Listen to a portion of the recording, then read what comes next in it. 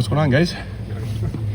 Hey, Carson, I don't know how often you go up against Caden because he's an end and you're a center, but what are your impressions of him as a defensive line? Yeah, I mean, he's insane. You know, at CC, I mean, well, I got to go against him a little bit kind of this past week and some stuff, and man, it's tough. You know, I'm used to kind of like the big guys like K-Mac and stuff like that. I mean, when you get a true edge in there who, like, gets off the ball like before you do, it's like, I mean, it's crazy. It's tough. We did see him, like, I think he lined up over the center against Ohio, and he was giving that guy some. No, he's taking your lunch if you're not careful. Like he's really good. Yeah, he's really good.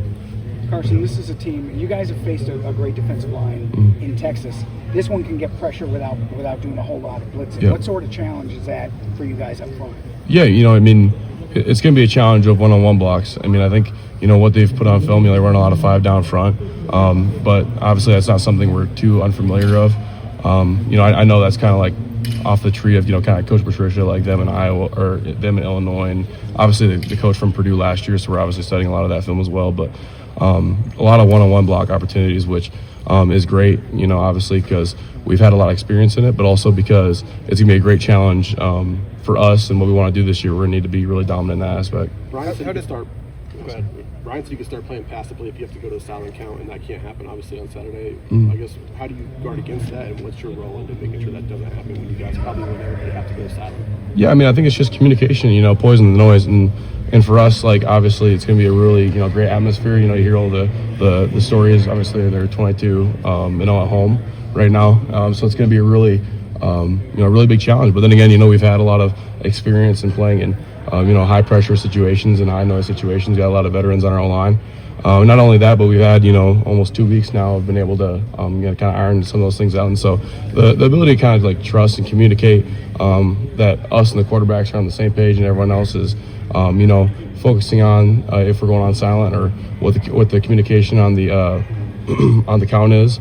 I think we're set up for it. How did those games a couple of years ago help you in that situation? Penn State last year, I think you were left guard, and Notre Dame in 23, Michigan in 23. How did those kind of environments maybe help you for this, what's coming on Saturday? Yeah, I mean, it just kind of like helps you not get rattled, you know what I mean?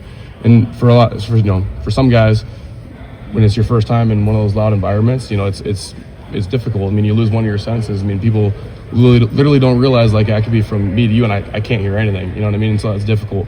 And then not only that, like with a team who's obviously, you know, has a great defensive front, it can be difficult at times. But being able to, like you said, you know, play in a couple of those games and have that experience, but not only me have that experience, but the other guys on the whole line have that experience as well. It kind of builds a good trust connection that we're like, all right, we got this. How do you help Julian? Obviously, this will be the first time he's doing that. How do you envision? Obviously, he has to handle it himself, but how do you help a quarterback who's going to do that the first time? Yeah, I mean, I think, like I said, you know, it all comes down to trust. I mean, I try to, you know, be as consistent as I can so that he can trust me. I think it comes, I mean, honestly, it just really comes down to consistency, making sure we're on the same page, make sure I'm getting the ball to him when he wants it. And that, you know, he has trust that we're going to get our job done. We're going to protect him because, like I said, a lot of one-on-one blocks, so we're going to have to win our matchups and stuff like that this week, which is going to be, you know, a great challenge for us. We're really super excited for it. Hey, what do you tell your fellow linemen about keeping your cool in those kind of situations, Carson? Yeah. I mean, obviously, Penn State was an example, but what do y'all talk about, I guess, in between snaps or in between possessions about, you know, how loud it's going to be, just keep it cool? Yeah, I mean, well, a great thing, you know, we've done is, like, you know, we've prepped for it in practice and stuff like that with the noise. But not only that, like, you know, we kind of have that, like, it's, you know, it's us versus them mentality. I mean, our unit, you know, versus the world and kind of thing, stuff like that. And so, you know, we have a great culture in the offensive line room where we can trust each other and that we know that regardless of the situation, regardless of who's in front of us, like, we can get that job done. And so to have that trust in between us, I think is important in those high pressure situations. Can you actually, don't think I'm being funny, I'm not Agreed. Can you actually feel the noise sometimes? Oh, absolutely, yeah. What does it feel like? I mean, I don't know if you ever stood in front of a speaker or something like that. I mean, you guys recall, you guys went out. I mean, you're a little too close to the speaker when you're outside. You're kind of like, ooh, it's a little uncomfortable. Or you ever go to a concert, you know, stuff like that, and it's, you know, you can feel it in your chest. And but when you're on the field, you know, obviously, we always say you sink the level of your training. You know, it's kind of like the Navy SEALs talk. Coach Day talks about that a lot. When you sink the level of your training, you know, it's almost you're not even thinking about it. You don't really feel that. you get to the point where you don't even hear it. I mean, obviously you can't hear anything, but you kind of just tune all that out. Carson, you're one of the few members of your recruiting class left. Most of you guys had to wait your turn. You got a couple of years ago. Most of you guys had to wait. Yeah. Caden, Kenyatta. Was there extra motivation? You guys talk about it in the off season, like, hey, this is our chance. We're finally seniors. We had to wait longer than we thought we were going to do it. We got to take advantage of this. Yeah, I mean, we had to prove something to that 2021 class. Holy crap, those guys were ridiculous.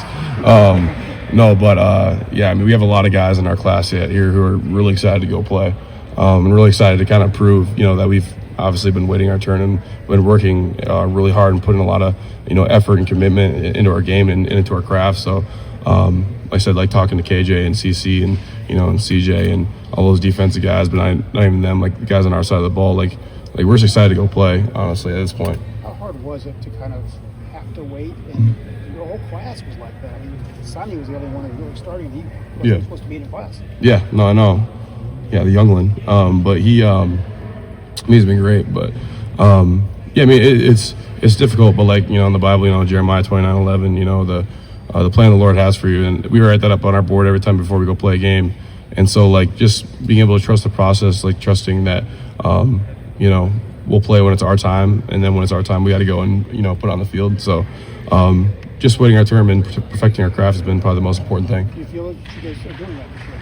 Yeah, I mean, obviously we have a ton of football left. Nothing's obviously set in stone, so we have a lot of games to play, a lot of experience to grow. I mean, a lot of growth that needs to happen before we get into those later games in the season. But it's a journey, and we're doing it together. So I think we're everything we've been doing so far, we're definitely proud of. So being able to, continue that and compound that throughout the later games is going to be really important. How much does Julian feel like the leader of this offense now than maybe 3 games ago? Yeah, he's been a lot better. I mean, with his. Yeah, give an example. What are you talking about? Yeah, like his vocality and stuff like that. I mean, I know like the Texas game, I went out there and I'm like, this guy's like saying a couple words, whatever for the guys. I'm like, all right, Jules, what you got? He's like, I don't know. but like now, I mean, he's getting in the circles, he's getting fired up. He's definitely come out of his, his shell a little bit more. And so, I mean, obviously he's a gunslinger. He can play. Obviously, we have trust in what he does, and just for him to trust us and trust the rest of the team to, protect him and get his job done, make his life easier, I think is important. And I think we're being able to do that. I don't mean to lead you down this path, but is he been a little better than you thought he would be? How would you rate that? I expect him to be the best. I mean, he's done exactly what my expectation is. I mean, like I said, he's a gunslinger. He goes up there and he might be a young guy, but he definitely commands, a lot, and he commands the offense really well.